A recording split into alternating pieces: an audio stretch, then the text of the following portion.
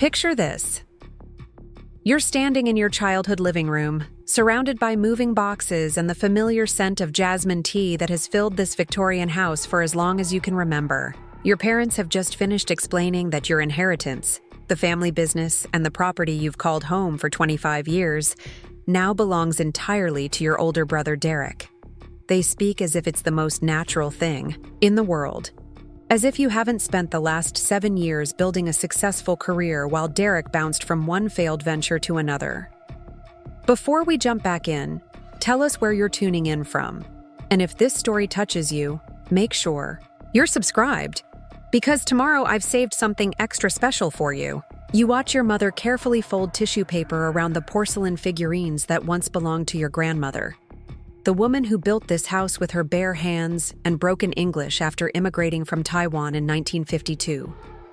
Your father stands by the window, avoiding eye contact as he explains that Derek needs the stability of inheriting everything because he has more responsibilities and a different kind of future ahead of him. What they don't say, but what hangs in the air like smoke, is that your success in Silicon Valley somehow disqualifies you from being part of the family legacy. But here's what they didn't know. Here's what nobody knew until a lawyer's phone call changed everything. The house they were so casually giving away, the Victorian home on Elm Street that had been the foundation of our family's American dream, had never actually belonged to them in the first place.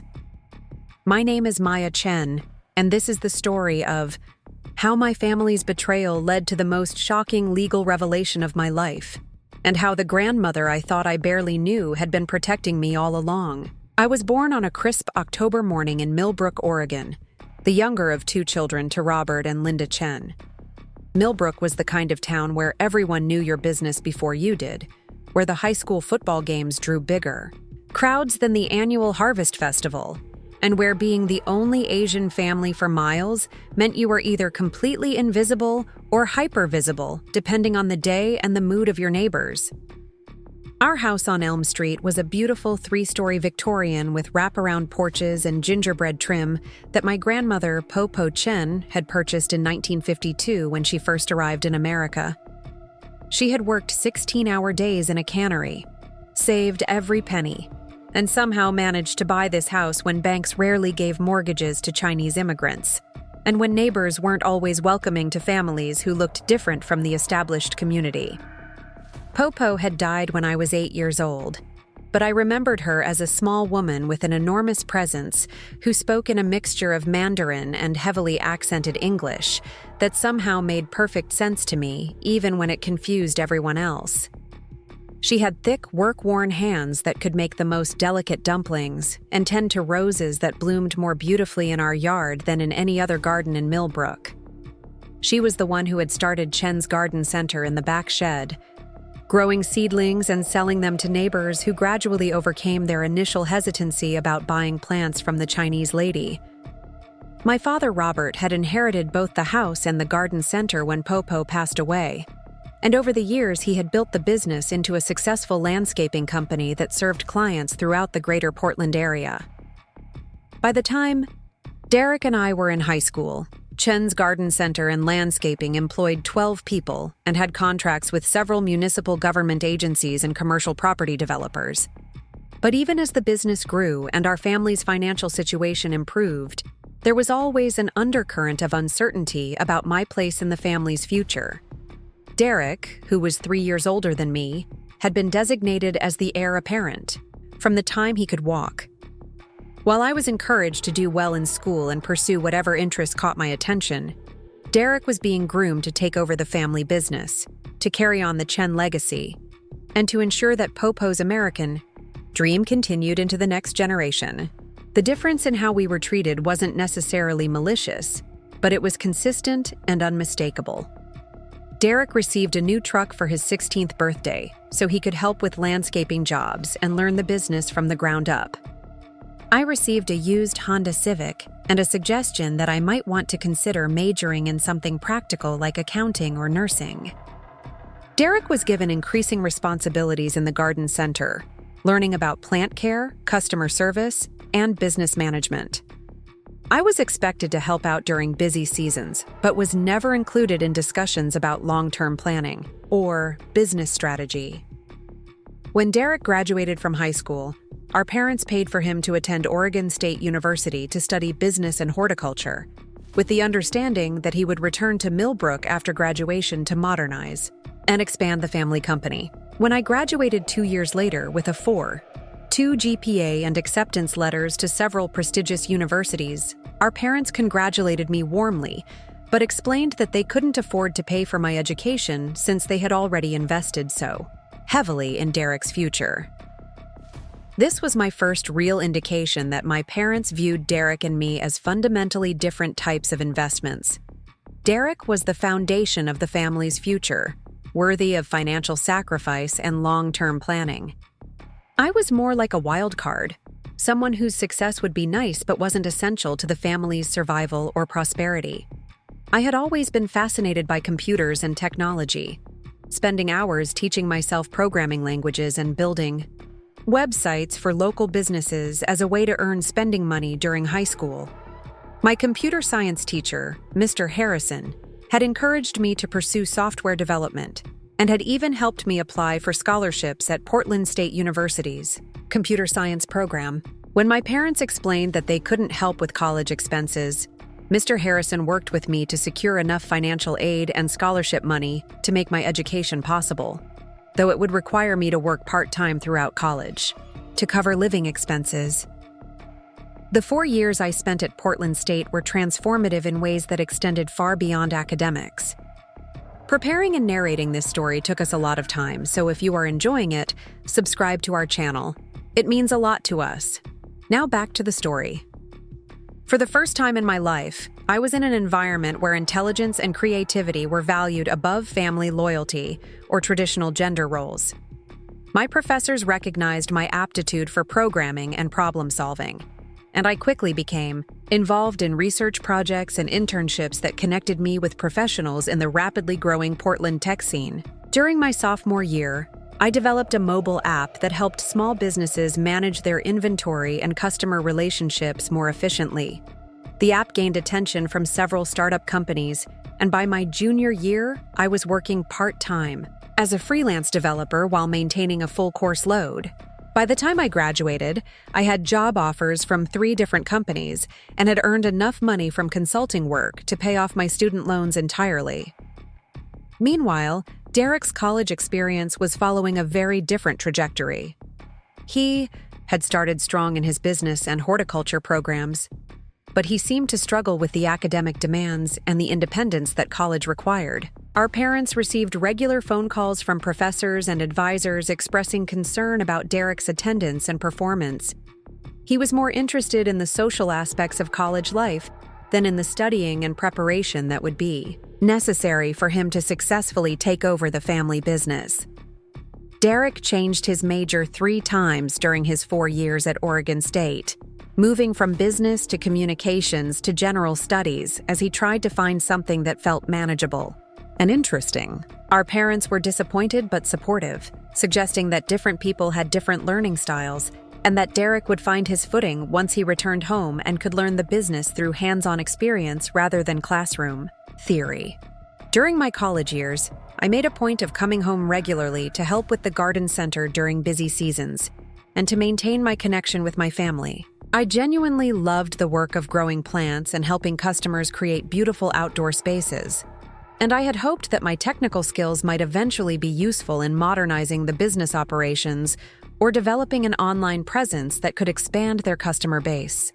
But each time I suggested ways that technology could improve the business, my father would listen politely and then explain that they preferred to do things the way they had always been done, the way that Popo had established, and that had worked well for decades. Derek, when he was around, seemed threatened by my suggestions, as if any changes I proposed undermined his authority as the future owner of the business. After graduation, I accepted a position with a San Francisco startup that developed software solutions for small and medium-sized businesses. The work was challenging and rewarding, involving everything from coding and user interface design to client consultation and project management. I moved to a small apartment in the Mission District and threw myself into building a career in an industry that was transforming how people worked and communicated.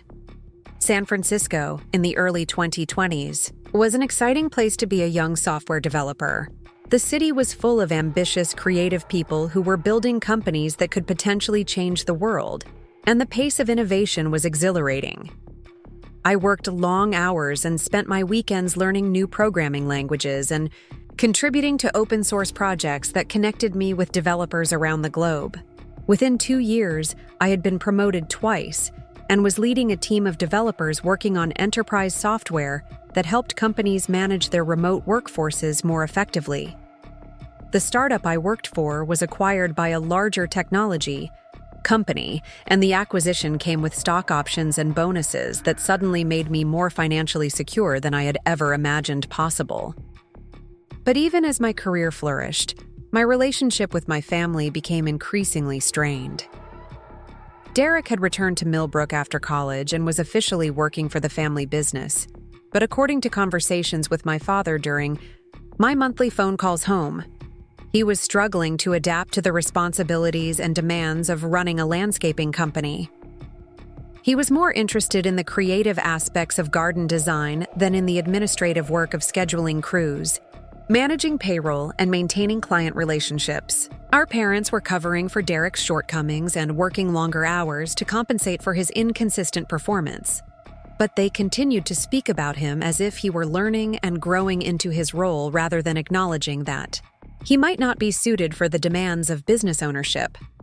Meanwhile, my success in San Francisco was treated as interesting but irrelevant to the family's core concerns. During one of my visits home, I suggested that I might be able to help the business develop a website and online ordering system that could increase their customer base and make their operations more efficient. I offered to do the work for free during my vacation time, seeing it as a way to contribute to the family legacy while also spending more time at home. My father's response was polite but firm. He appreciated my offer, but he didn't think the business needed that kind of modernization. Their customers preferred to visit the garden center in person, to see and touch the plants before making purchases, and to have face-to-face conversations about their landscaping needs. Adding technology to the process might actually make things more complicated rather than more efficient. Derek was even more direct in his opposition to my involvement. He reminded me that I had chosen to leave Millbrook and pursue a career in technology, and that meant I had given up any claim to influence how the family business was operated. He was the one who would inherit the company, and he would make decisions about its future direction based on his understanding of what customers wanted and what Popo would have approved of. The conversation was awkward and hurtful, but it clarified something important about my position in the family hierarchy. My success in the outside world didn't translate into respect or influence within the family structure. If anything, my achievements in Silicon Valley seemed to reinforce my parents' belief that I had chosen a different path and was no longer truly part of the Chen family legacy. During my 4th year in San Francisco, I received a call from my father that marked the beginning of the end of my relationship with my family as I had known it. Derek had decided that he wanted to expand the landscaping business by purchasing additional equipment and hiring more employees, but the expansion would require a significant loan and some restructuring of the business operations. More importantly, Derek wanted to move out of the family home and start his own household, which meant that my parents needed to make decisions about the future ownership of both the business and the property. They had decided, after much consideration, that the most logical approach would be to transfer ownership of both the garden center and the house to Derek, ensuring that he would have the stability and resources necessary to build a successful future. My father explained this decision as if it were purely practical, based on Derek's role in the business and his intention to remain in Millbrook permanently. Since I had established my career in California and seemed unlikely to return to Oregon, it made sense for the family assets to go to the child who would actually be there to maintain them and continue the family traditions that Popo had established. There was no mention of dividing the inheritance, no suggestion that I might receive some financial compensation for my share of the family assets, and no acknowledgement that I might have opinions about how Popo's legacy should be preserved, and continued. The decision had been made, and I was being informed rather than consulted. I was stunned by the casual way my father presented this information, as if giving away my entire inheritance were a minor administrative detail rather than a fundamental betrayal of my place in the family. I had never assumed that I would inherit the garden center, understanding that Derek's involvement in the business gave him a stronger claim to ownership. But I had always believed that Popo's house, the Victorian home that represented our family's successful integration into American society, would be shared between Derek and me, or at least that I would have some say in decisions about its future. The house on Elm Street wasn't just valuable real estate. It was where I had learned to walk and read and dream about my future. It was where Popo had taught me to fold dumplings and tend to her rose garden. It was where I had spent countless hours doing homework at the kitchen table, while the smell of jasmine tea filled the air and my grandmother told stories about her journey from Taiwan to Oregon.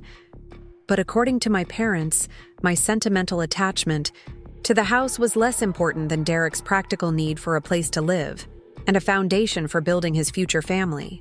They seemed to believe that my financial success in Silicon Valley meant I didn't need the security that inheritance could provide, and they appeared to assume that I would understand and accept their decision without argument or resentment. I told my father that I needed time to process what he had told me, and I promised to call him back within a few days. But as I hung up the phone in my San Francisco apartment, I felt a mixture of anger and sadness that was unlike anything I had experienced before. I had spent my entire adult life trying to prove that I was worthy of my family's respect and pride, and their response had been to give away my birthright without even asking for my input. Over the next few weeks, I found myself unable to concentrate on work or maintain my usual routine. I kept thinking about Popo and wondering what she would think about her grandson inheriting everything while her granddaughter received nothing. I remembered the way she had always encouraged my curiosity and ambition, telling me stories about the obstacles she had overcome to build a life in America, and suggesting that I had inherited her determination and resilience. It was during this period of reflection and confusion that I decided to call my Uncle James, my father's younger brother who lived in downtown Millbrook, above his used bookstore. James had always been the unconventional member of the Chen family, choosing to pursue literature and philosophy rather than business or traditional success. He had never married or had children, and he had always seemed to exist on the periphery of family gatherings and decisions. But James had also been close to Popo in ways that my father and Derek had never been. He spoke fluent Mandarin and had often served as a translator during Popo's later years when her English became less reliable. He had spent hours listening to her stories about Taiwan and her early years in America, and he had always seemed to understand aspects of our family history that the rest of us had forgotten or never learned. When I called James and explained what my parents had decided about the inheritance, his response was immediate and intense. He told me that I needed to come to Millbrook as soon as possible, that there were things about Popo and the house that I didn't understand, and that my parents' decision might not be as straightforward as they believed. James wouldn't explain what he meant over the phone, but his urgency convinced me to take time off work and drive to Oregon. I arrived in Millbrook on a gray Thursday afternoon in November, the kind of Pacific Northwest day when the sky seems to press down on everything, and the bare trees look like they're holding up the clouds. The bookstore where James lived and worked was exactly what I expected from my bohemian uncle. Narrow aisles packed with books from floor to ceiling, mismatched furniture that looked like it had been collected from garage sales over several decades, and the smell of coffee and old paper that seemed to seep from every surface. James greeted me with a hug that lasted longer than usual, and a cup of jasmine tea that reminded me immediately of Popo's kitchen. We spent the first hour catching up on my career and his latest reading projects, but I could sense that he was building up to something important, something that would require careful explanation and delicate handling. Finally, as the afternoon light began to fade outside the bookstore windows, James went to an old filing cabinet in the back office and returned with a manila folder that looked like it had been waiting for this moment for years. "Maya," he said, settling into the worn leather chair across from me, "there are things about Popo that your father never understood. Things she asked me to keep private until the right time came to share them. I think that time has arrived." The folder contained documents that I had never seen before. Legal papers, bank statements, and correspondence that painted a picture of my grandmother as a much more sophisticated and strategic person than any of us had realized. But the document that changed everything was a property deed dated 1952, listing Popo as the sole owner of the house on Elm Street. That wasn't unusual in itself, since we all knew that Popo had purchased the house when she first arrived in America. But attached to the deed was a will, written in Popo's careful handwriting and witnessed by a lawyer, that transferred ownership of the house not to my father, as I had always assumed, but to me specifically, with instructions that I should inherit the property when I turned 25 years old.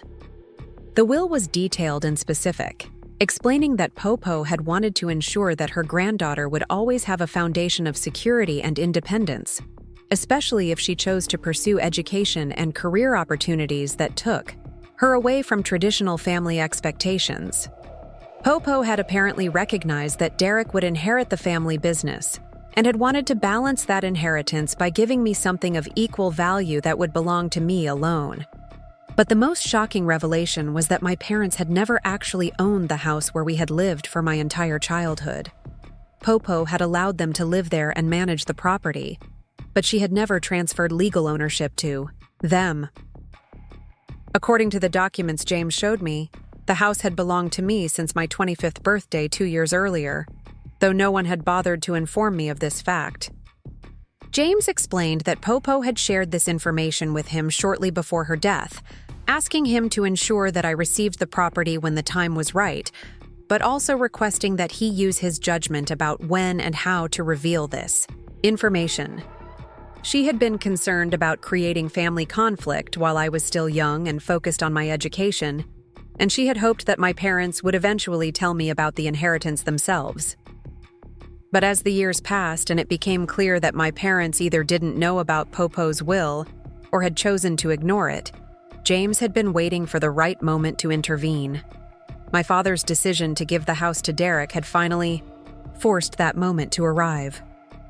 As I sat in Uncle James's bookstore, holding documents that completely transformed my understanding of my family and my place in it, I felt a mixture of vindication and sadness that was almost overwhelming.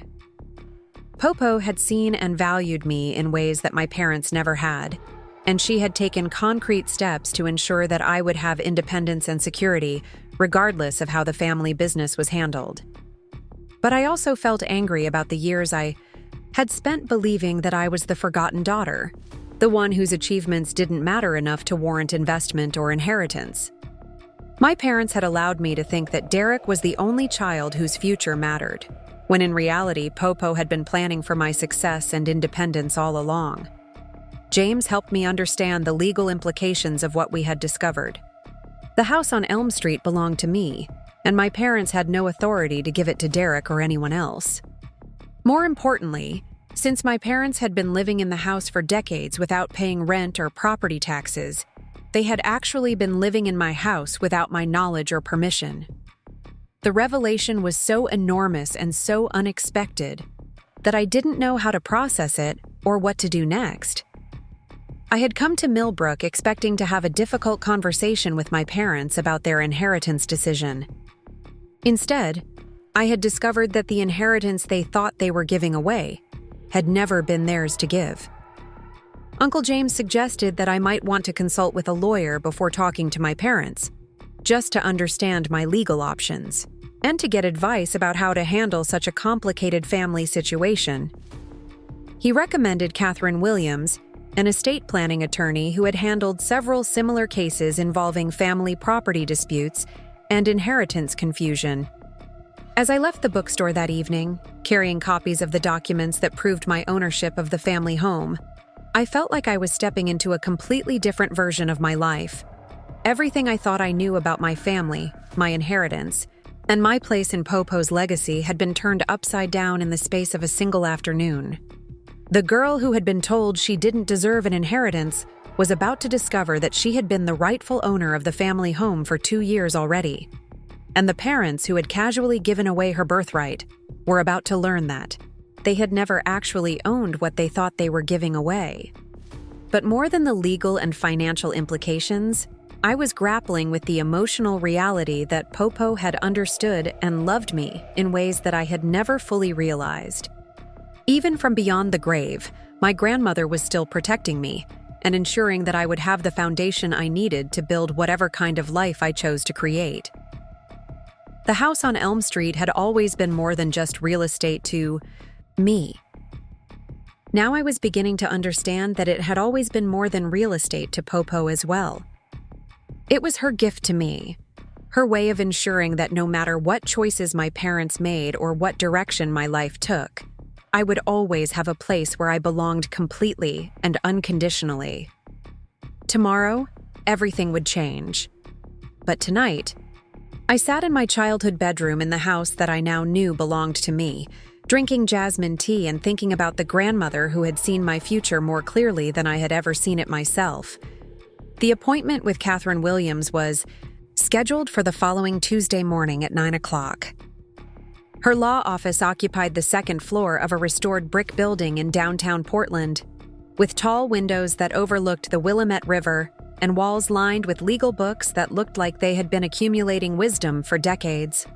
Catherine herself was a woman in her 50s with silver hair pulled back in a neat bun, and the kind of direct, intelligent gaze that suggested she had seen every possible variation of family conflict and property dispute. Uncle James had insisted on driving me to the appointment, and he sat quietly in the reception area while Catherine and I reviewed the documents he had given me. She examined Popo's will with the careful attention of someone who understood that family inheritances could be emotional minefields as much as legal puzzles, and she asked detailed questions about my family's living arrangements and my parents' understanding of the property ownership. After an hour of careful review and discussion, Catherine leaned back in her leather chair and delivered her assessment with the kind of clarity that I desperately needed. The will was legally valid and properly executed, she explained. Popo had followed all the necessary procedures for transferring property ownership, and the document clearly established my right to inherit the house when I turned 25.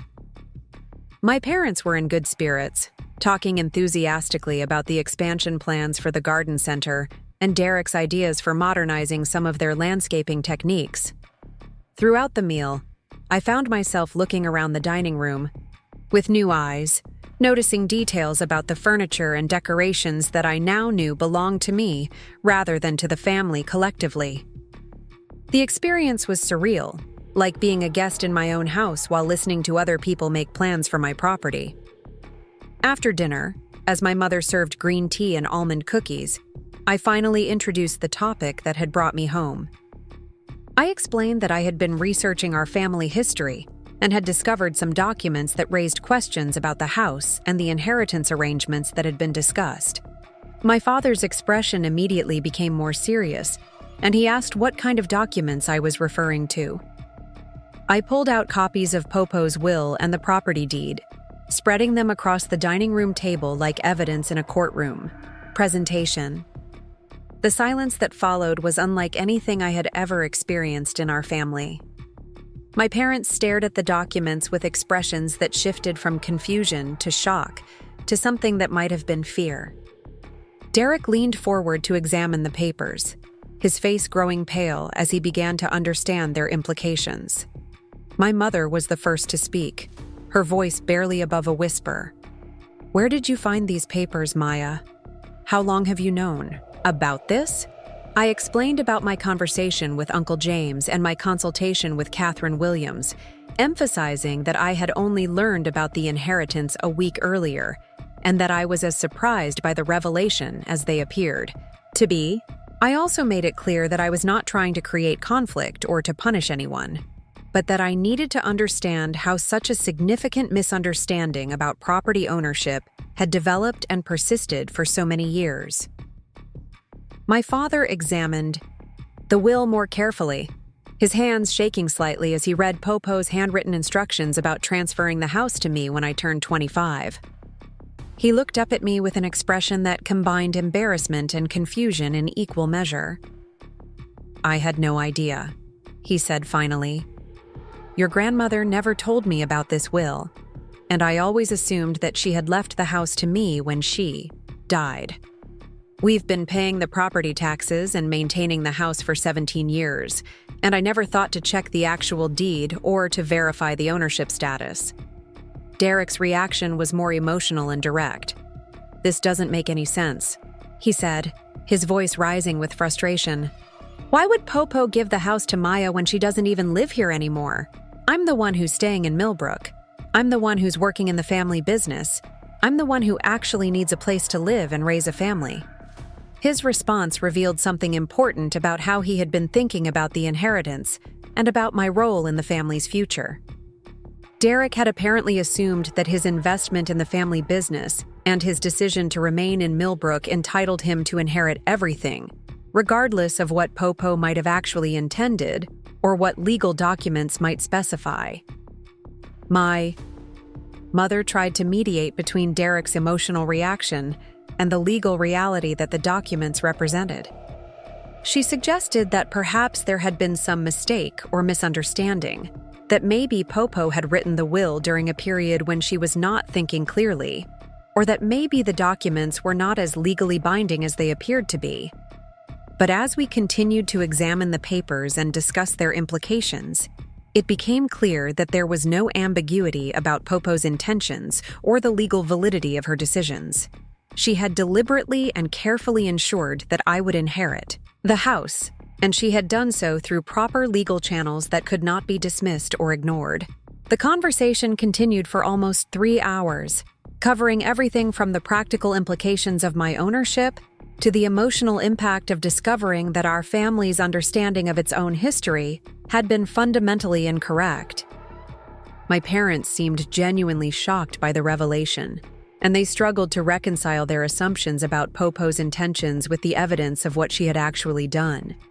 Derek remained angry and defensive throughout the discussion, arguing that Popo's will was unfair and that my parents should challenge it legally or find some way to override her decisions. He seemed unable to accept that his inheritance plans had been based on incorrect assumptions, and he appeared to view my ownership of the house as a personal attack on his future security and status within the family. As the evening wore on, it became clear that this revelation would not be resolved through a single conversation. The emotional and practical implications were too significant for anyone to process quickly, and the legal realities would require careful consideration and possibly professional mediation. Before I left that night, I tried to reassure my parents that I was not planning to force them out of the house immediately, or to create unnecessary disruption in their living arrangements. I explained that I needed time to consider my options and to decide how to handle my new responsibilities as a property owner, but that I wanted to find solutions that would be fair and considerate to everyone involved. My father thanked me for bringing the information to them directly rather than involving lawyers or creating a legal confrontation without warning.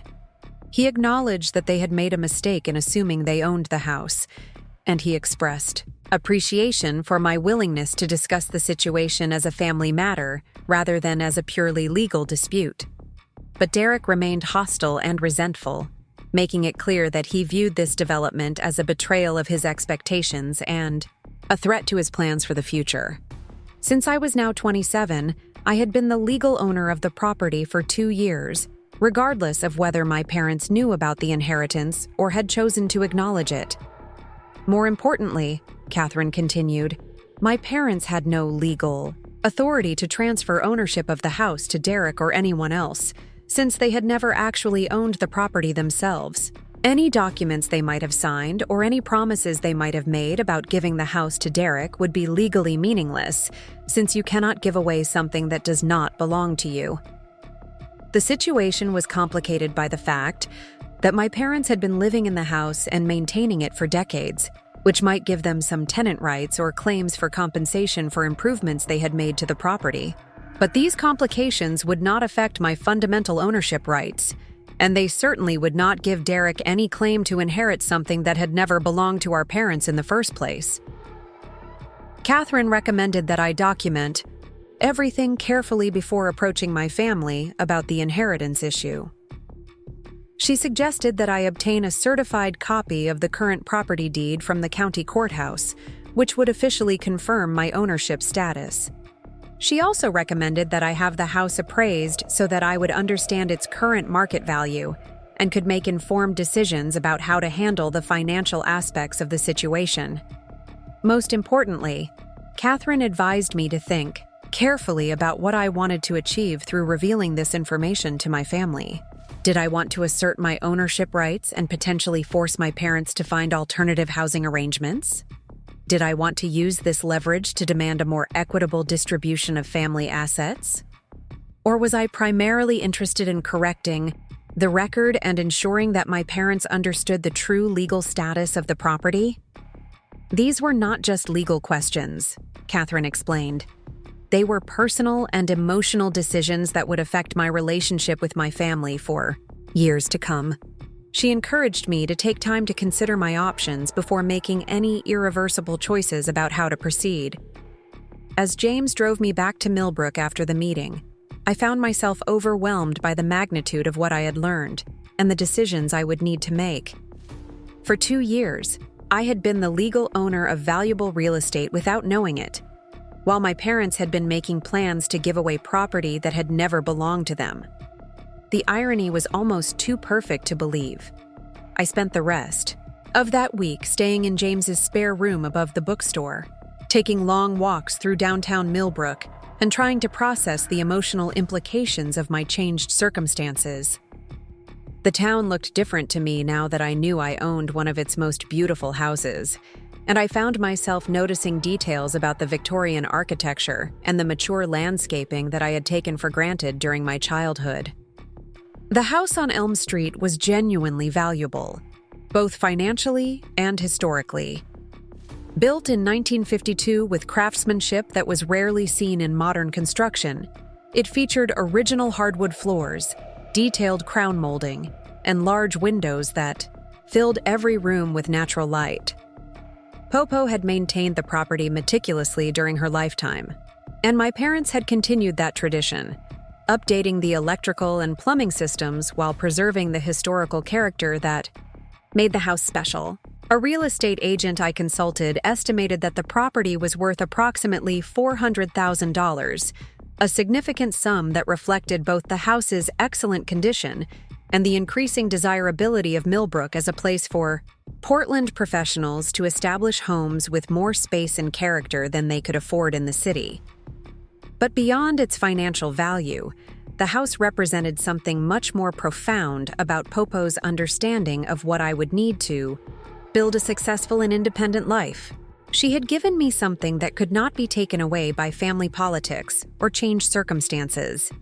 Something that would provide security and options regardless of what career path I chose or what relationships I developed.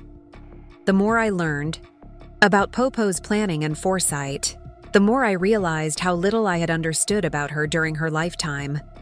I had always seen her as a sweet grandmother who made dumplings and tended roses, but the woman who had written that will and structured that inheritance was clearly a sophisticated strategic thinker who understood both legal systems and family dynamics in ways that had escaped everyone else. James helped me understand more about Popo's experiences during her early years in America and her gradual accumulation of property and financial resources that most of the family had never known about. She had been much more successful in her various business ventures than anyone realized, and she had been careful to maintain financial independence even as she shared her home and resources with her son's family. Popo had apparently been concerned about the way Derek was being groomed as the family heir, while I was being treated as a secondary consideration. She had noticed the patterns of favoritism and had taken steps to ensure that I would have resources and independence regardless of how my parents chose to distribute other family assets. But she had also been careful not to create unnecessary conflict during her lifetime or to undermine my parents' authority while they were raising Derek and me. The timing of the inheritance, structured to take effect when I turned 25, suggested that she had wanted me to be mature enough to handle property ownership responsibly, while also ensuring that I would have this foundation available during the crucial years when I was establishing my career and adult life. After a week of reflection and consultation with Catherine Williams, I decided that I needed to have a direct conversation with my parents about what I had discovered.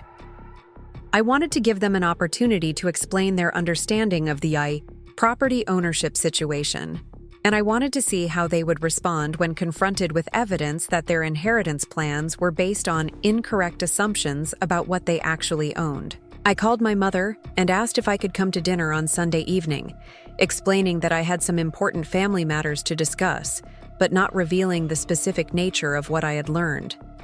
She seemed pleased that I was making an effort to maintain family connections despite the geographical distance and the inheritance decisions that she knew had disappointed me. Sunday dinner at the Chen house had always been a formal affair, with my mother preparing elaborate meals that reflected both her Chinese heritage and her adaptation to American cooking traditions.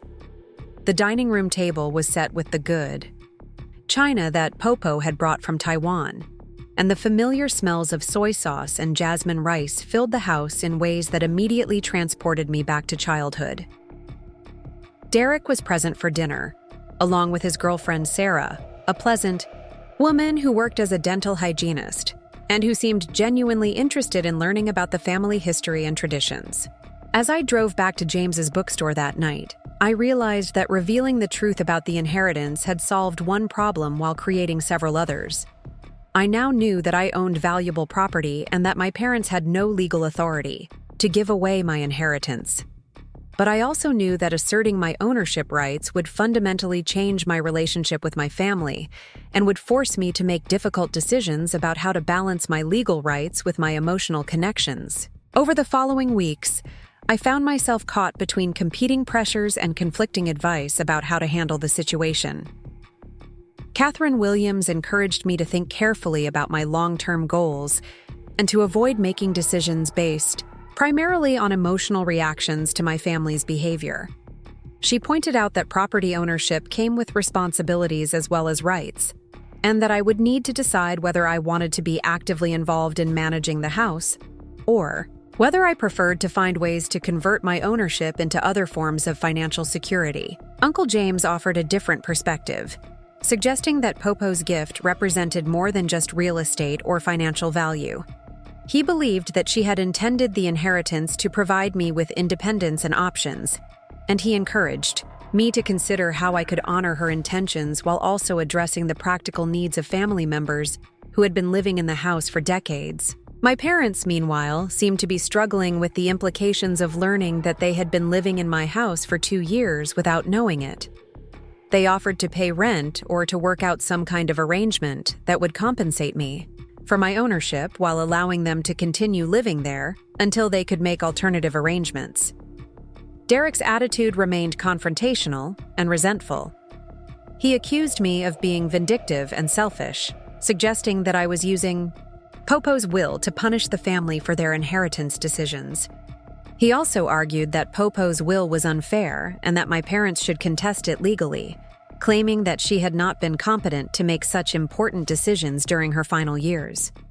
The tension and conflict were exhausting, and I found myself questioning whether revealing the truth about the inheritance had been the right decision. I had wanted to correct the record and ensure that my family understood the legal realities of the property ownership, but I had not anticipated how much anger and resentment the revelation would generate.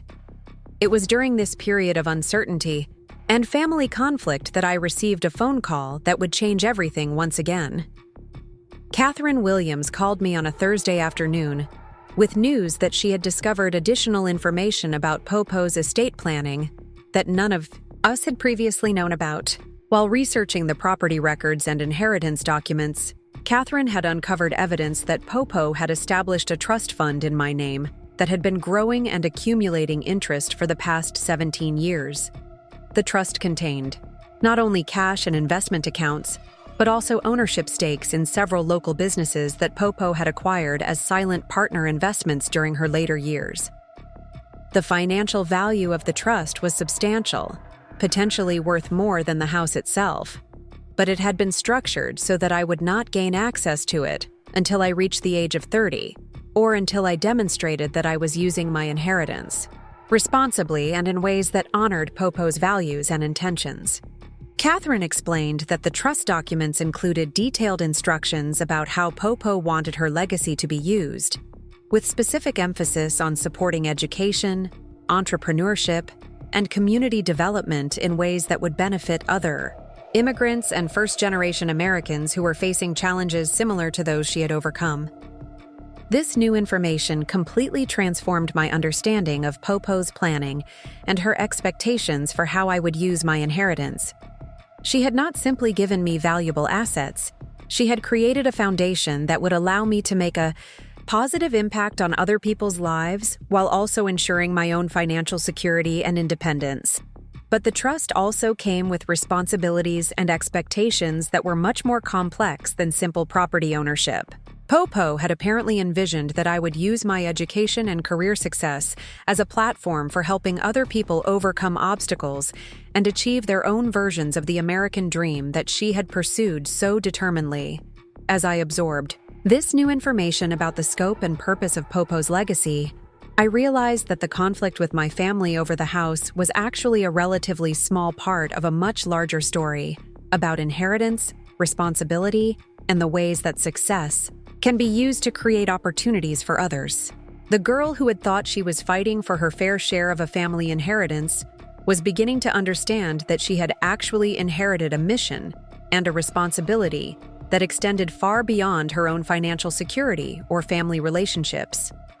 Popo had not just given me valuable assets, she had given me the resources and the responsibility to continue her work of creating opportunities and building community in ways that would honor her memory and values.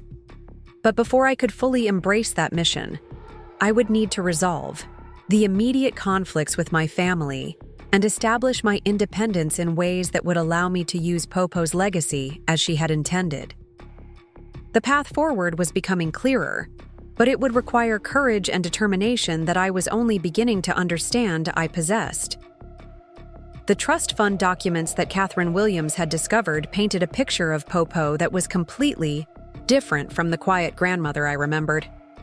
According to the legal papers, she had been systematically investing in local businesses throughout Millbrook for decades, always as a silent partner who provided capital in exchange for modest ownership stakes but never interfered with day-to-day operations. The grocery store where I had bought candy as a child, the hardware store that supplied materials for the garden center, the small restaurant downtown that served the best Chinese food in 3 counties. Popo had owned pieces of all of these businesses, quietly accumulating wealth while helping other immigrant families establish themselves in the community. The trust that bore my name contained stock certificates, bank statements, and investment records that documented nearly 20 years of careful financial planning. The current value exceeded $600,000, money that had been growing steadily through compound interest and business profits while I was struggling through college and building my career in San Francisco. But what struck me most profoundly was the letter that Popo had written to accompany the trust documents, a personal message that she had intended for me to read when I gained access to the inheritance. Her handwriting was shaky but determined, and her words revealed depths of understanding about my character and potential that I had never suspected she possessed. "My dear Maya," the letter began, "by the time you read this, you will have discovered that your old grandmother was not as simple as she appeared to be. I have watched you grow into a young woman of intelligence and determination, and I have seen in you the same spirit that carried me from Taiwan to Oregon so many years ago. The money and property I am leaving you are not gifts to be enjoyed, but tools to be used. I came to America with nothing but hope and willingness to work, and I built something valuable through patience and careful planning. Now it is your turn to build something meaningful, something that will help other people find their own paths to success and independence."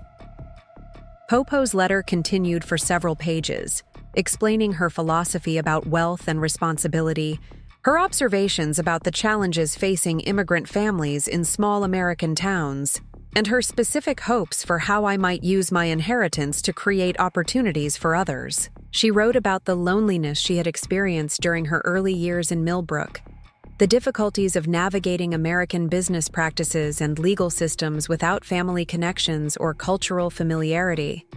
Most importantly, she explained, her decision to structure the inheritance so that I would receive it during my late 20s, rather than immediately after her death. She had wanted me to establish my own career and develop my own sense of purpose before gaining access to resources that could potentially make me comfortable without requiring effort or growth.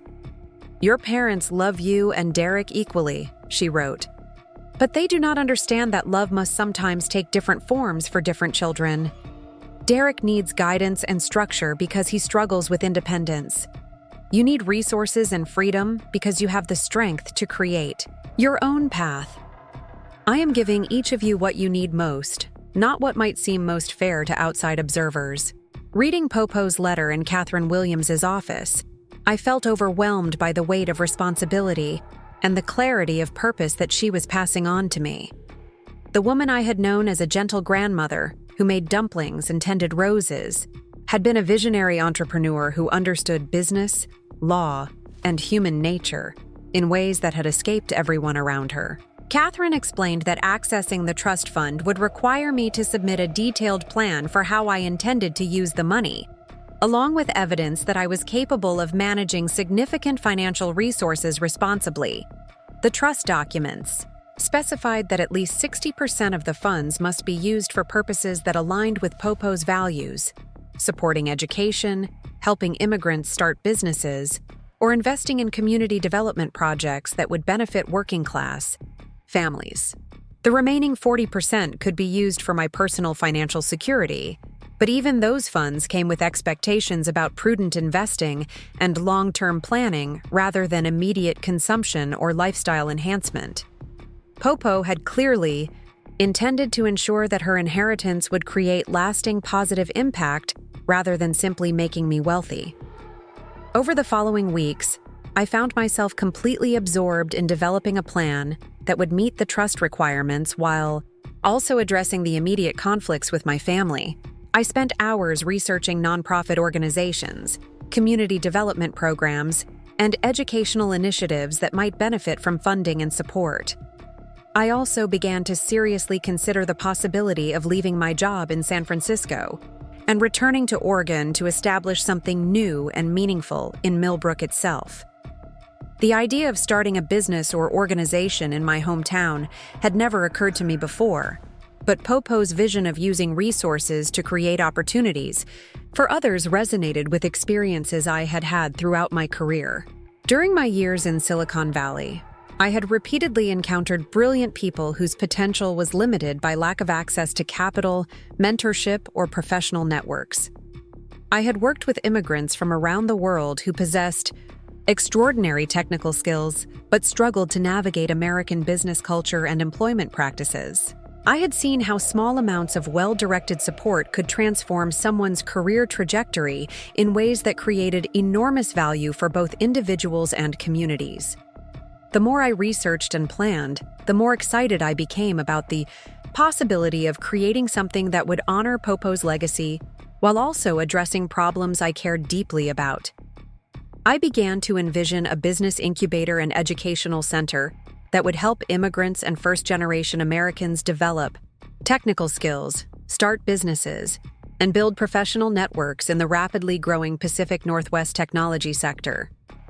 Millbrook's location between Portland and Salem made it accessible to major population centers while offering lower costs and a supportive community atmosphere that could be ideal for people who were starting businesses or transitioning between careers.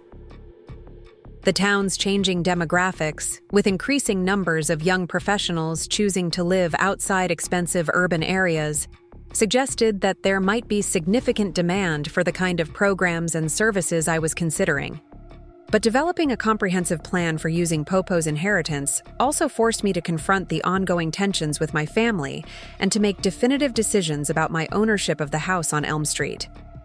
I could not move forward with Poe's vision while remaining entangled in conflicts about property rights and family expectations. After extensive consultation with Catherine Williams, I decided to propose a solution that would address my family's practical needs while also establishing clear boundaries about my independence and my intentions for the future. I would allow my parents to continue living in the house for up to 2 years while they saved money and made alternative housing arrangements, but they would pay reasonable rent that reflected the property's market value. Derek would receive no ownership stake in the house, but I would offer to help him secure financing for purchasing his own property if he was serious about establishing an independent household and taking full responsibility for the family business. The garden center and landscaping company would remain entirely under my parents' and Derek's control, with no involvement or interference from me. Most importantly, I would establish my business incubator and educational center in Millbrook, creating an economic development initiative that would benefit the entire community while providing me with a meaningful way to use Popo's legacy, as she had intended. When I presented this proposal to my family during another tense Sunday dinner, the reaction was mixed but more positive than I had expected. My parents seemed relieved that I was not planning to force them out of the house immediately, and they appeared genuinely interested in learning more about my plans for starting a business in Millbrook. Derek remained skeptical and resentful, but he was clearly intrigued by the possibility of receiving help with financing his own property purchase. His girlfriend Sarah was enthusiastic about the idea of my returning to Millbrook and starting a business that could provide employment and educational opportunities for local residents. My father asked detailed questions about my business plan and my timeline for implementation, and for the first time in years, I felt like he was taking my professional capabilities and judgment seriously. My mother expressed concerns about the risks involved in leaving a stable job to start a new venture, but she also seemed proud that I was considering using my success to benefit the community where she and Popo had built their lives. The conversation was not without tension and disagreement, but it felt fundamentally different from our previous discussions about inheritance and family responsibilities. Instead of arguing about who deserved what or who had been treated fairly, we were talking about practical solutions and future possibilities. Over the following months, I divided my time between San Francisco and Millbrook, gradually transitioning my responsibilities at the technology company while developing detailed plans for my new venture. My employers were disappointed to lose me, but supportive of my entrepreneurial goals, and they agreed to provide consulting opportunities that would help me maintain income during the startup phase of my business. I also began the complex process of renovating a building in downtown Millbrook that would house the business incubator and educational center.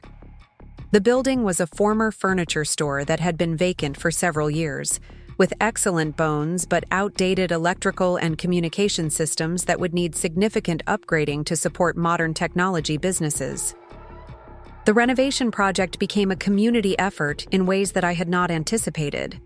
Local contractors offered competitive pricing and flexible scheduling because they were excited about the economic development potential of the project. Small business owners volunteered advice and support because they understood how difficult it could be to start something new in a small town without extensive connections and resources. Uncle James became my closest advisor and collaborator, helping me navigate local politics and community relationships while also providing insights about Millbrook's history and culture that were essential for designing programs that would resonate with local residents. His bookstore became an unofficial headquarters for planning meetings and informal discussions about the project.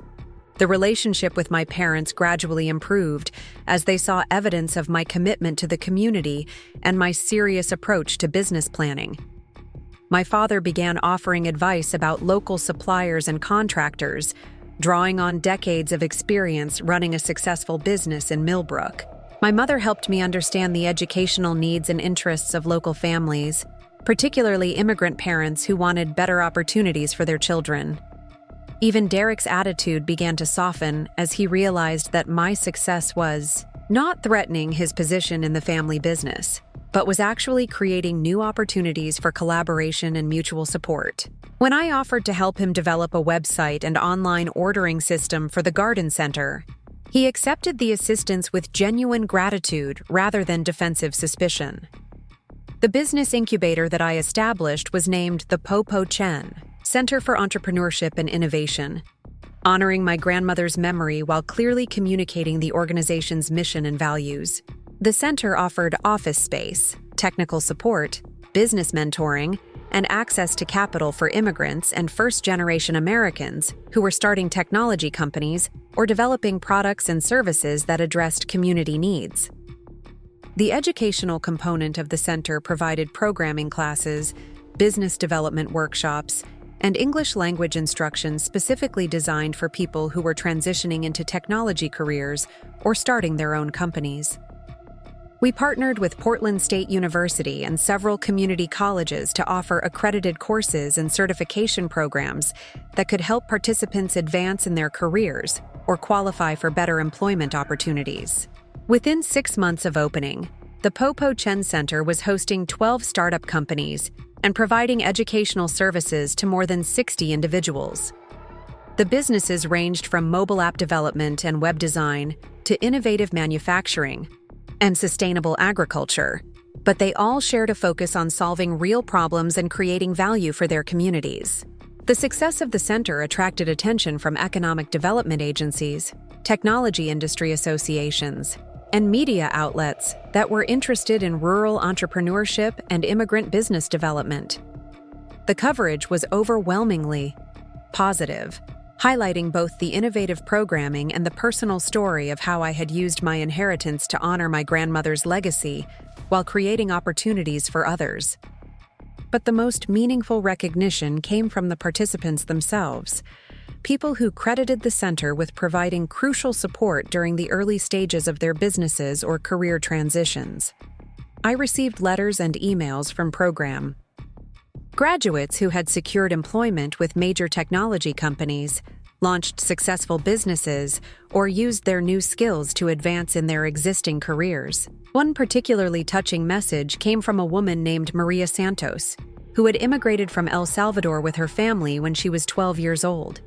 She had worked for years as a housekeeper and childcare provider while learning English and supporting her children's education, but she had always dreamed of starting her own business. Through the center's programming and business development courses, Maria had learned to create websites and manage social media marketing for small businesses.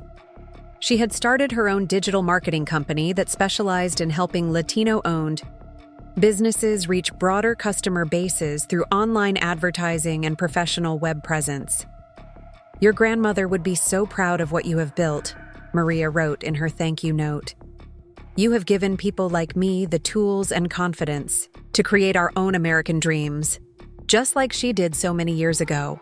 Thank you for showing us that success is not just about individual achievement, but about lifting others up along the way." Reading Maria's letter in my office at the center, surrounded by the sounds of people collaborating and building something meaningful, I felt a profound sense of connection to Popo and to the vision she had articulated in her letter to me. I had not simply inherited money and property. I had inherited a responsibility to use my resources and capabilities to create opportunities for others who were facing challenges similar to those my grandmother had overcome. The center also became a bridge between my new life in Millbrook and my continued connections to the San Francisco technology community. I maintained consulting relationships with several companies, and I regularly brought guest speakers and potential investors to Millbrook to learn about the innovative work being done at the center. These connections proved valuable for center participants who were looking for funding, employment opportunities, or partnerships with larger companies. Several startups that had been incubated at the center secured significant investment from Silicon Valley venture capital firms, and multiple participants had been recruited for positions with major technology companies. The economic impact on Millbrook was also significant and visible. The center had created more than 40 direct and indirect jobs, and the businesses incubated there were generating substantial revenue and attracting additional investment to the community. Property values in downtown Millbrook increased as entrepreneurs and technology workers moved to the area, and several new restaurants and service businesses opened to meet the needs of the growing population. My parents were among the beneficiaries of this economic development, as the Garden Center experienced increased demand for landscaping services from new residents who were establishing homes and businesses in the area. Derek had embraced the modernization opportunities I had offered, and the online presence and customer management systems had significantly expanded their customer base and improved their operational efficiency. The relationship between Derek and me had evolved from competitive siblings to collaborative family members who respected each other's choices and contributions. He had purchased his own house using financing that I had helped him secure, and he had assumed full operational responsibility for the family business while maintaining respectful relationships with our parents.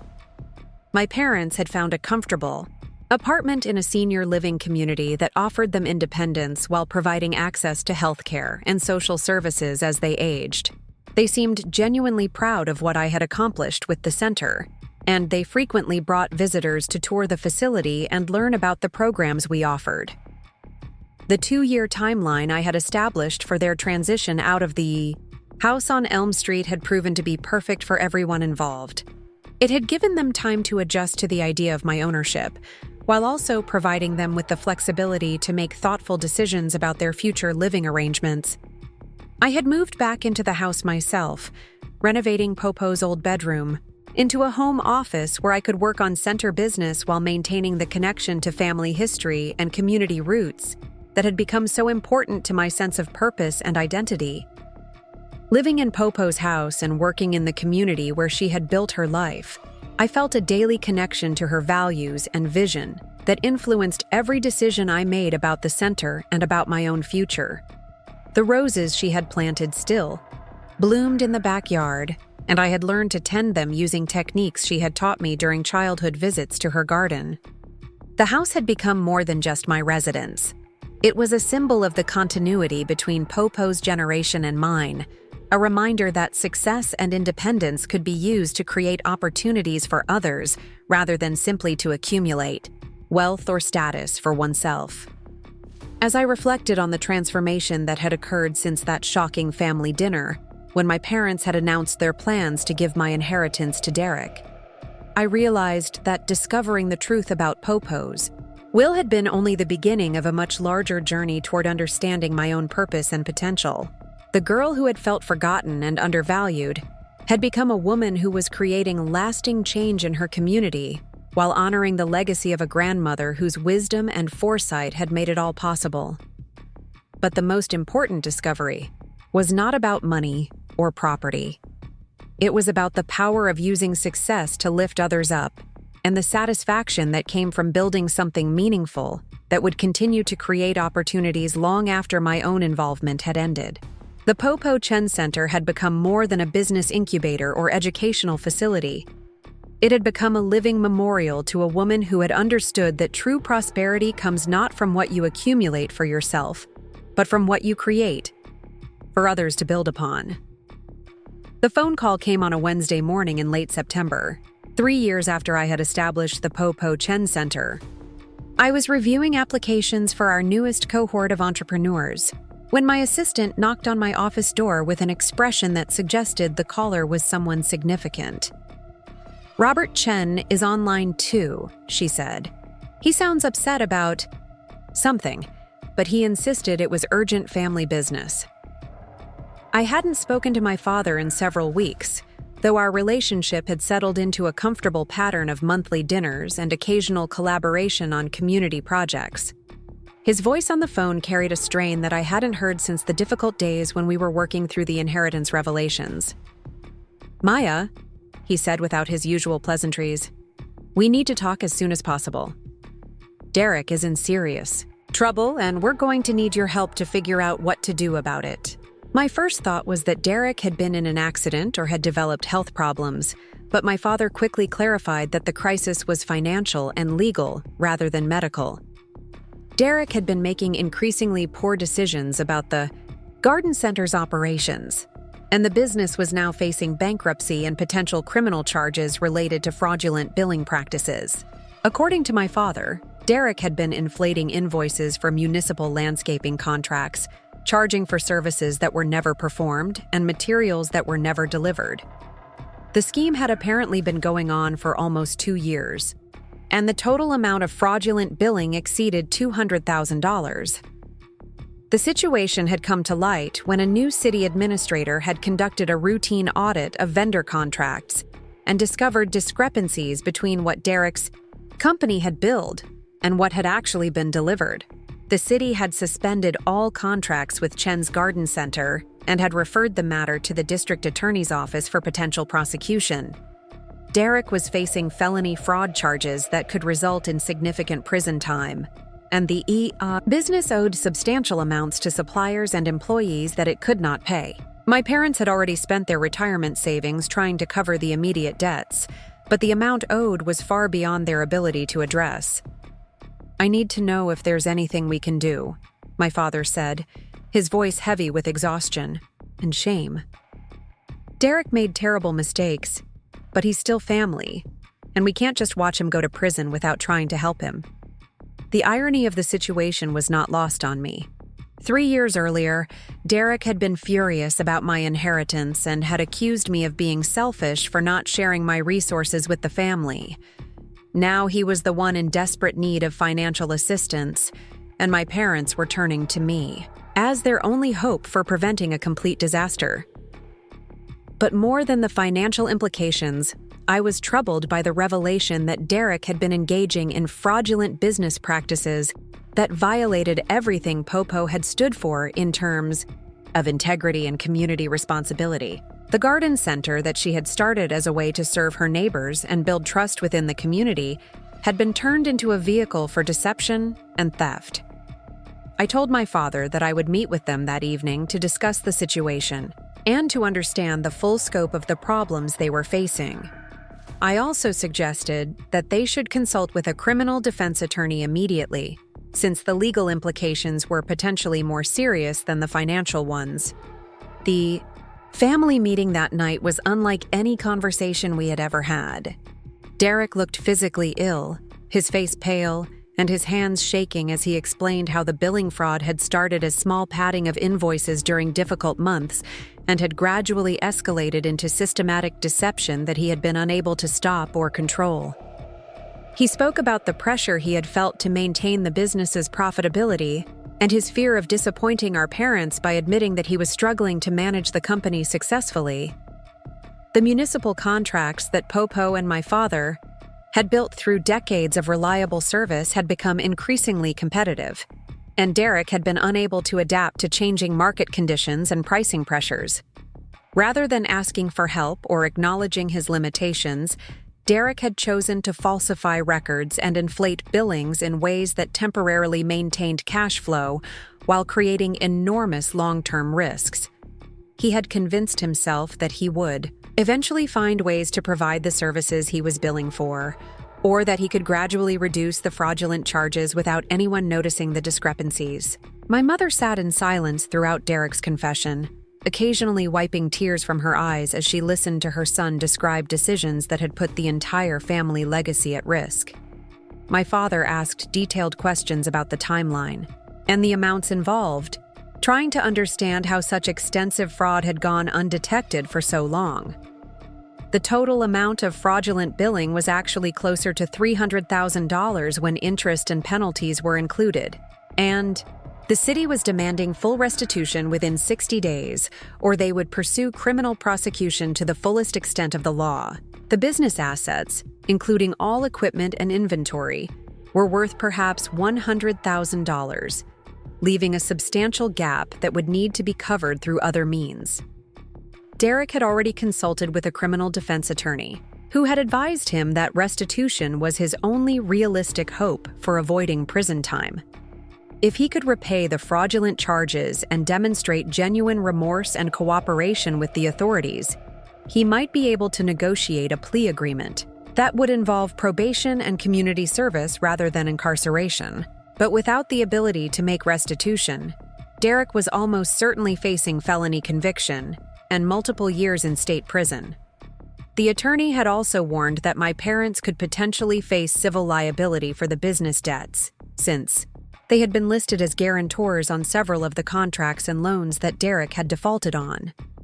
As Derek finished explaining the situation, the room fell into a heavy silence that was broken only by the sound of my mother's quiet crying. Everyone was looking at me, waiting for me to respond to what amounted to a desperate plea for financial rescue. The amount involved was substantial, but not impossible for me to manage, given the resources from Popo's trust and the success of the center. But providing that level of financial assistance would require me to abandon other planned investments and community development projects that I had been preparing to launch. More importantly, I was struggling with the moral implications of using Popo's legacy to bail out someone who had violated the principles of integrity and community service that she had valued so highly. Derek's fraudulent billing practices had damaged relationships that Popo and my father had spent decades building, and they had put the entire family's reputation at risk. I told my family that I needed time to consider their request and to consult with my own advisors about the legal and financial implications of getting involved in Derek's situation. I promised to give them an answer within a week, but I made it clear that any assistance I might provide would come with conditions and expectations that would need to be discussed and agreed upon before any money changed hands. Over the following days, I found myself torn between competing impulses and values. Part of me felt that Derek had made his choices and should face the consequences without expecting family members to sacrifice their own resources to solve problems he had created through dishonesty and poor judgment. But another part of me recognized that Popo's vision had been about using resources to help people overcome obstacles and build better lives, and that Derek's situation, however self-inflicted, represented exactly the kind of crisis that could destroy someone's future if they didn't receive appropriate support and guidance. I consulted with Catherine Williams about the legal implications of providing restitution money and about ways to structure any assistance that would protect my own interests while also addressing Derek's immediate needs. She advised me that I could potentially treat the payment as a loan with clear terms for repayment, or as an investment in restructuring the business under new management and oversight. I also spoke with Uncle James about the ethical dimensions of the situation and about what he thought Popo would have wanted me to do. His perspective was characteristically thoughtful and nuanced, acknowledging both the seriousness of Derek's mistakes and the importance of maintaining family relationships when possible. Your grandmother believed in redemption and second chances, James told me during one of our evening conversations in his bookstore. But she also believed that help should come with accountability, and that people needed to demonstrate genuine change before they could be trusted with significant resources. Again, the solution I eventually developed was complex but comprehensive, addressing both Derek's immediate legal crisis and the longer-term issues that had led to his fraudulent behavior. I agreed to provide the $300,000 needed for restitution, but only as part of a complete restructuring of the family business and Derek's role within it. Derek would be required to plead guilty to the fraud charges and accept whatever sentence the court imposed, demonstrating accountability for his actions rather than trying to minimize or avoid responsibility. The business would be dissolved, and its assets sold, with Derek permanently banned from any involvement in financial management or client billing. My father would have the option to start a new landscaping company with financial backing from me, but it would operate under completely different management structure with professional accounting oversight and transparent billing practices. Derek could potentially work for the new company as a crew member or equipment operator, but only after completing his sentence and demonstrating sustained responsible behavior. Most importantly, Derek would be required to participate in financial counseling and business ethics training, and he would need to make regular restitution payments to me over a period of 10 years, ensuring that he understood the full cost of his mistakes and remained accountable for the damage he had caused. When I presented this proposal to my family, the reaction was mixed but ultimately accepting. Derek was clearly relieved that he would avoid prison time, though he seemed overwhelmed by the scope of the accountability measures I was requiring. My parents were grateful that the family business legacy could potentially continue in some form, even though it would be fundamentally different from what they had originally envisioned. The legal proceedings moved quickly once restitution was assured. Derek pleaded guilty to felony fraud and was sentenced to 2 years of probation, 400 hours of community service, and ongoing restitution payments. The judge commended him for taking responsibility for his actions and for making arrangements to repay the stolen funds, but also made it clear that any future violations would result in immediate imprisonment. The dissolution of Chen's Garden Center was emotionally difficult for my parents, who had spent decades building the business and who had always assumed it would continue as a family legacy. But they also expressed relief that the crisis was resolved and that Derek had an opportunity to rebuild his life rather than facing years in prison. My father decided to accept my offer to help him start a new company, though he insisted that it would be much smaller in scope and would focus primarily on residential landscaping rather than municipal contracts. He wanted to return to the hands-on gardening work that he had always enjoyed most, rather than dealing with the administrative complexities that had contributed to Derek's problems. The new business, Elm Street Landscaping, was established with professional management systems and oversight that would prevent the kind of billing irregularities that had destroyed the original company. My father maintained operational control of the landscaping work, but all financial management was handled by an independent accounting firm that reported regularly to both him and me. Derek's role in the new company was limited and carefully supervised. He worked as a crew member under his father's direct oversight, focusing on physical labor and plant care rather than customer interaction or business management. The arrangement was difficult for him initially, since it represented a significant reduction in status and responsibility. But it also provided him with steady employment and an opportunity to gradually rebuild trust and credibility. The community response to the fraud scandal was initially negative, with many residents expressing disappointment and anger about Derek's deception. But the rapid restitution and the establishment of the new company with transparent practices helped to restore some confidence in the family's commitment to ethical business operations. My involvement in resolving Derek's crisis also elevated my standing within the community, as people recognized both my willingness to help family members in trouble and my insistence on accountability and proper business practices. The incident reinforced my reputation as someone who used resources responsibly and who expected high standards of integrity from others.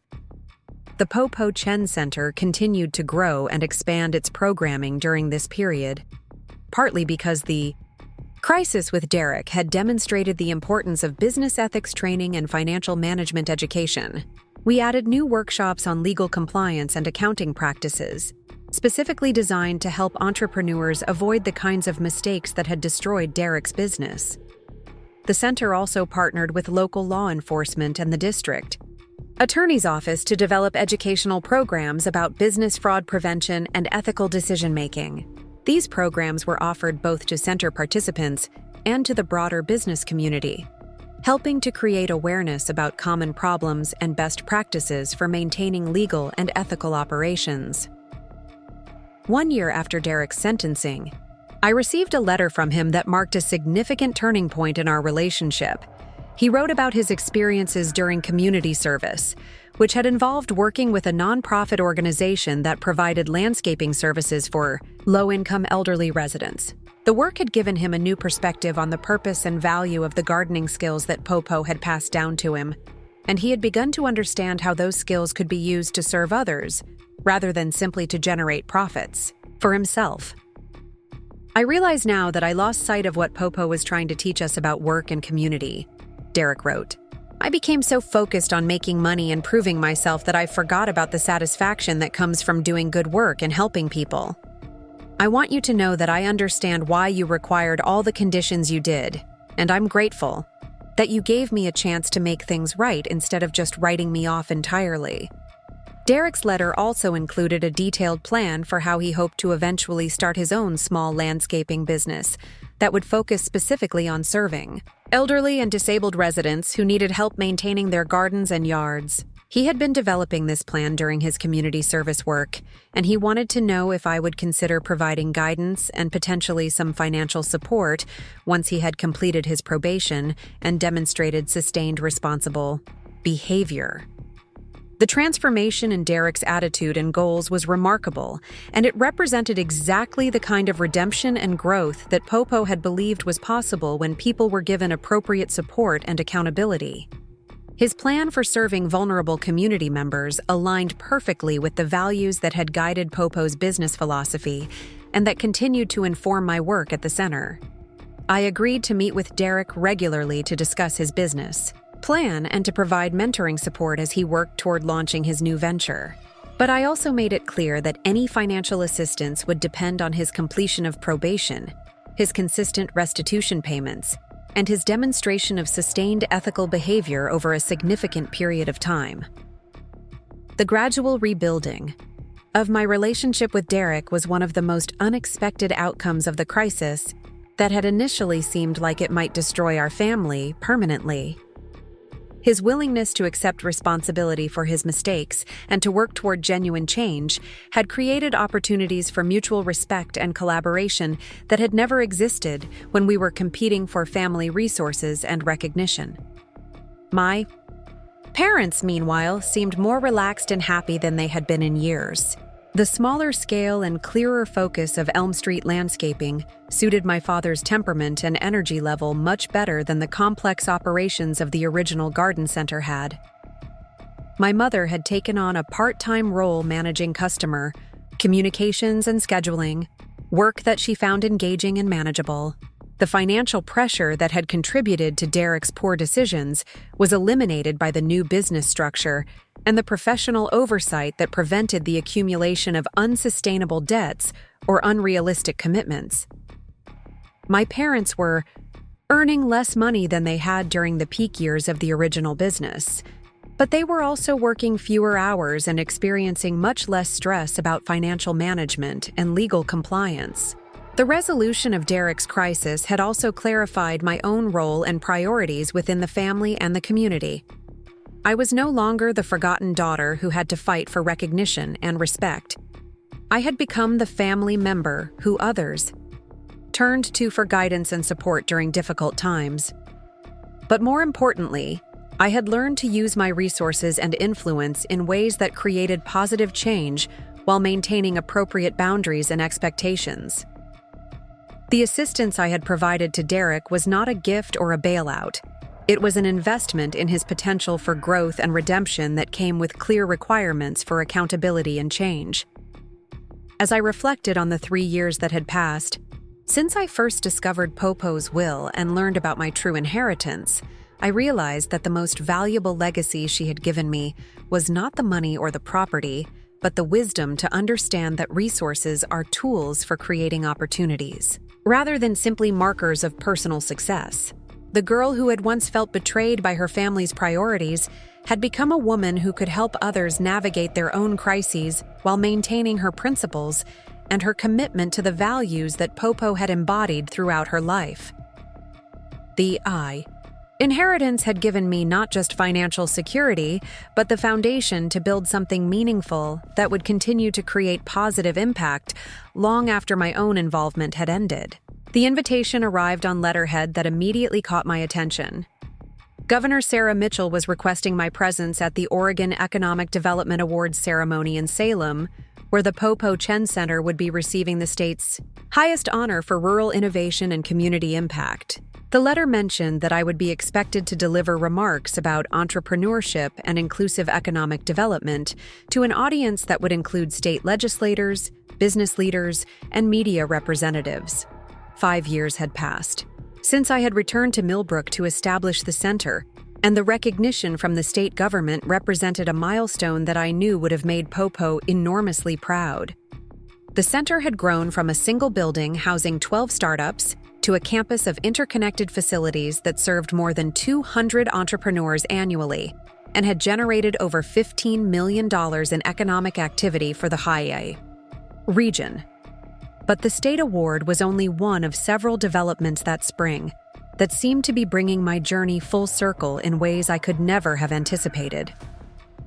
Harvard Business School had invited me to speak at their annual conference on social entrepreneurship, and Forbes magazine had included me in their list of women leaders who were transforming rural economies through innovative business models.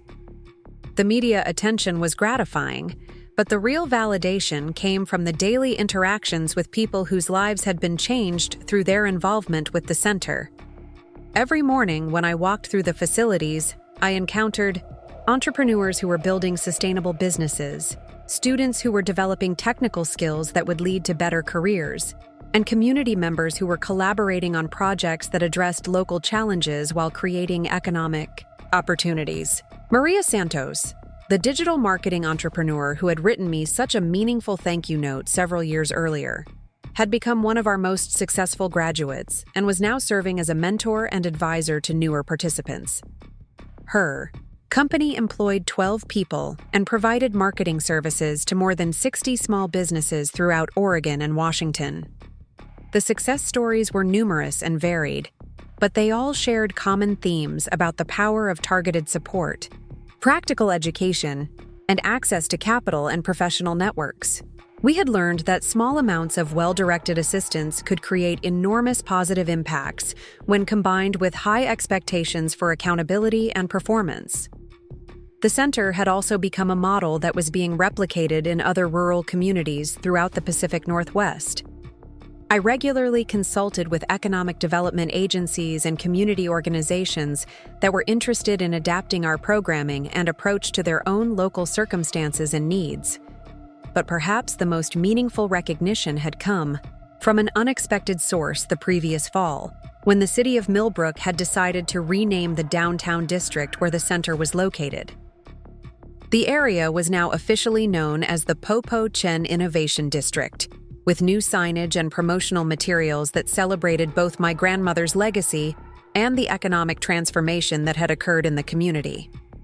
The naming ceremony had been attended by hundreds of residents, including many elderly Chinese Americans who had driven from Portland and Seattle to honor the memory of a woman who had broken barriers and created opportunities during a much more difficult era for immigrants in small American towns.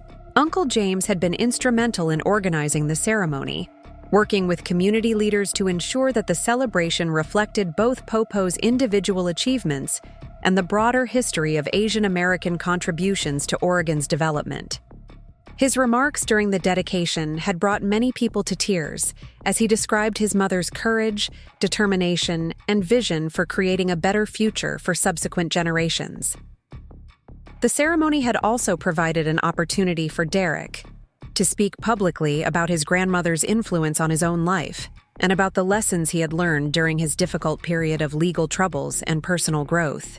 His remarks were thoughtful and humble, acknowledging both Popo's positive example and his own failures to live up to her standards during the years when he had been struggling with the responsibilities of business ownership.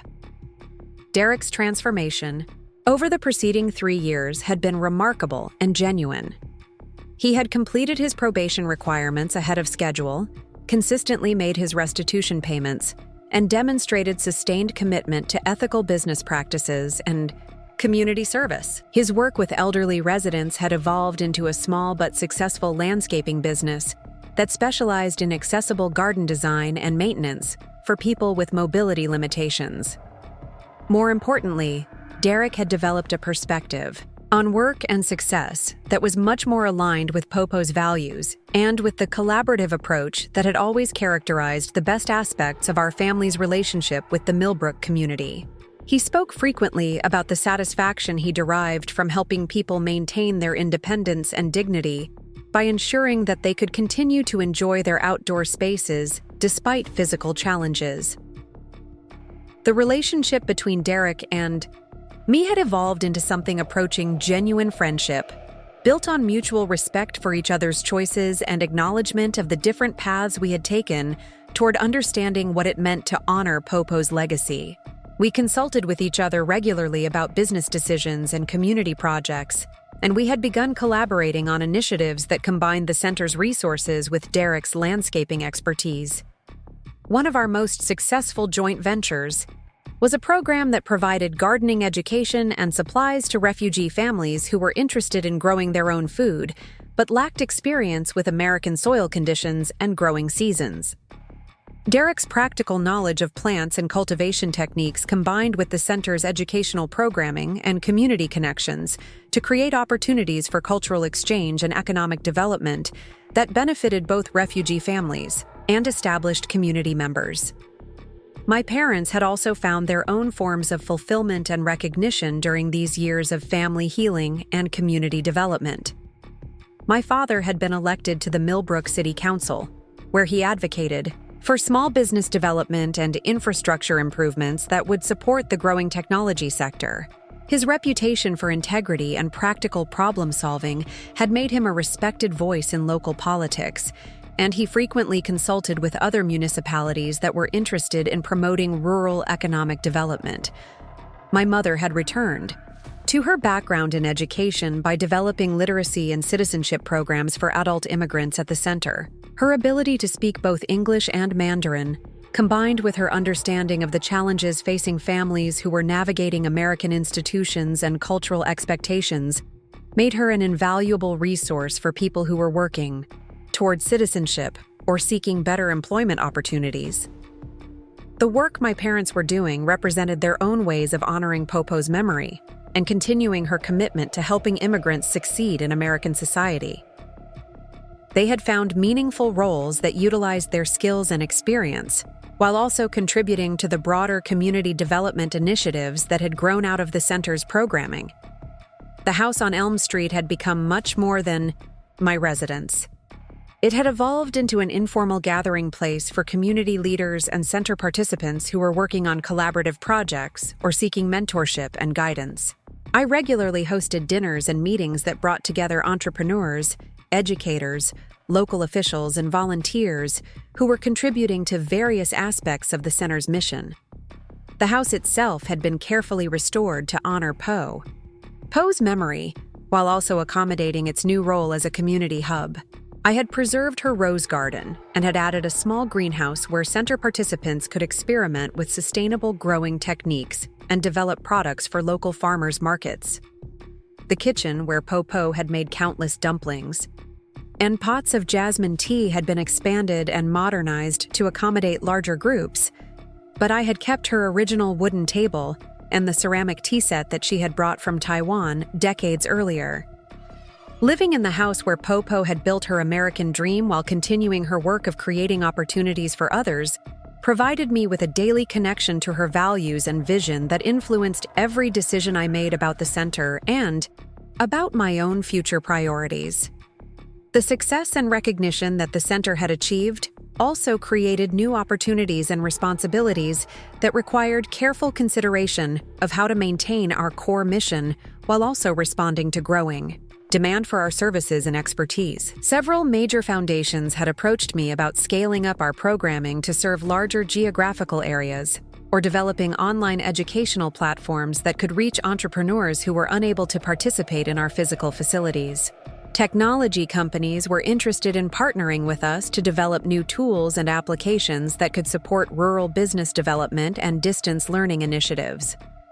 While these opportunities were exciting and potentially valuable, I was determined to ensure that any expansion or evolution of our work would preserve the personal relationships and community connections that had been essential to our success.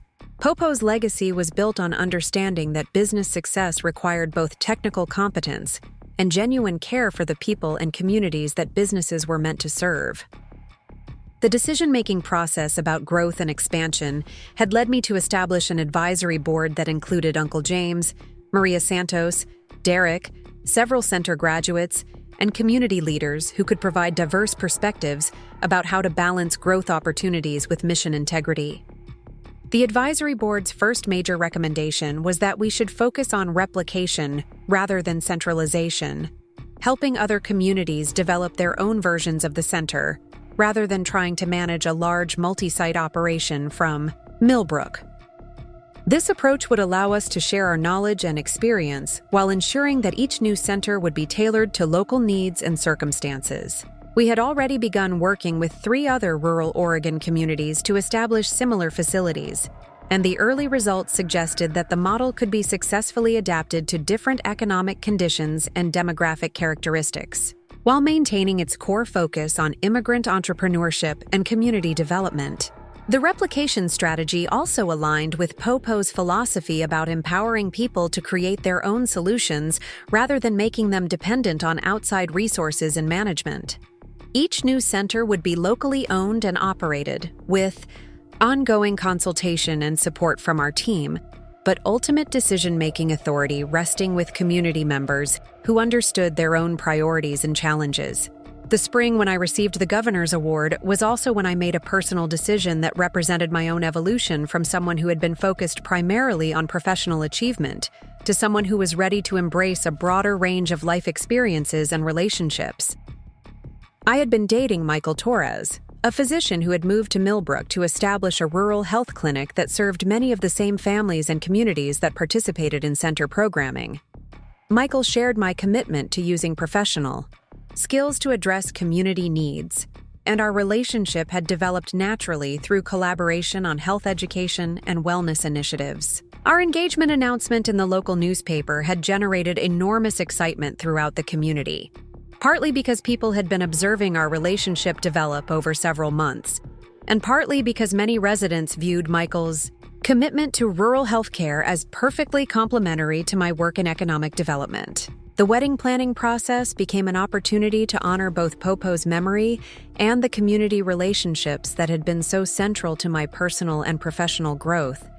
We decided to hold the ceremony in the rose garden behind the house, on Elm Street, with a reception at the center that would showcase the work being done by current entrepreneurs and provide opportunities for community celebration and networking.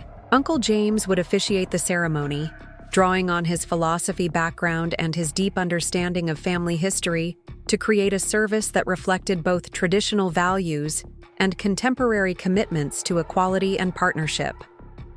Derek and my father would collaborate on the landscaping and garden preparation, ensuring that Popo's roses would be at their peak beauty for the celebration. Maria Santos and several other center graduates would cater the reception, using ingredients grown by participants in our sustainable agriculture programs and showcasing the kinds of collaborative business relationships that the center had been designed to foster.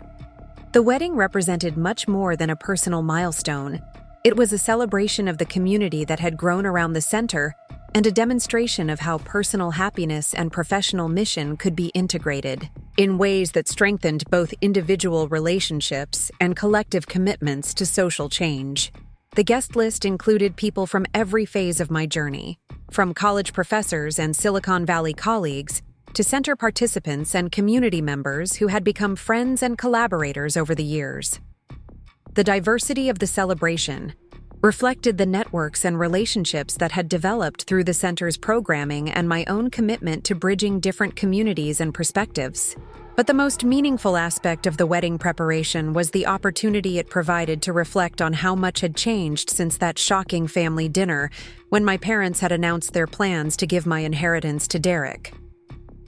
The girl, who had felt forgotten and undervalued, had become a woman who was surrounded by people who appreciated her contributions and who wanted to celebrate her happiness and success. The ceremony itself was everything I had hoped it would be, with perfect weather, abundant flowers, and speeches that honored both Popo's legacy and the community relationships that had made my work possible.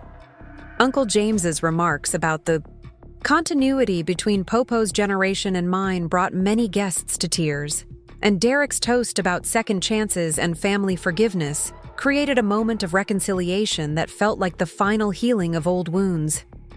Michael's family had driven from California to attend the wedding, and their presence represented the expansion of my support network to include people who appreciated my work, but who also valued me for qualities that had nothing to do with professional achievement or community recognition.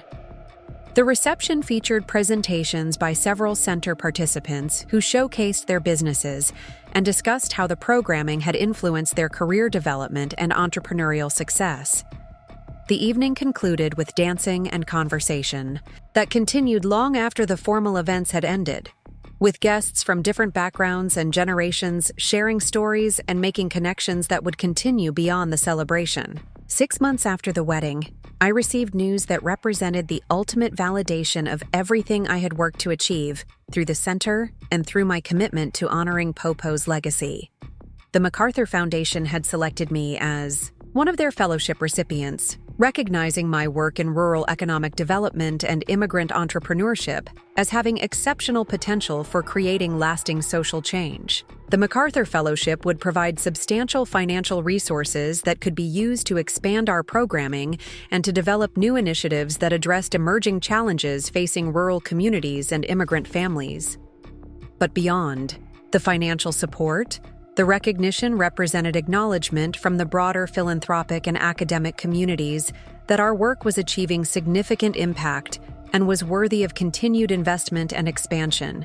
The fellowship announcement generated national media attention that brought visitors and inquiries from around the country, including researchers, policymakers, and community development professionals who were interested in learning about our approach and potentially adapting our strategies to their own work.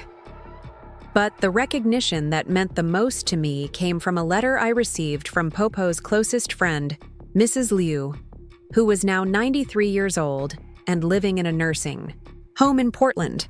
She had heard about the MacArthur Fellowship through relatives who had seen the news coverage, and she wanted to share her memories of conversations she had had with Popo about her hopes for my future. "Your grandmother always said that you had the spirit of a bridge builder," Mrs. Liu wrote in her careful handwriting.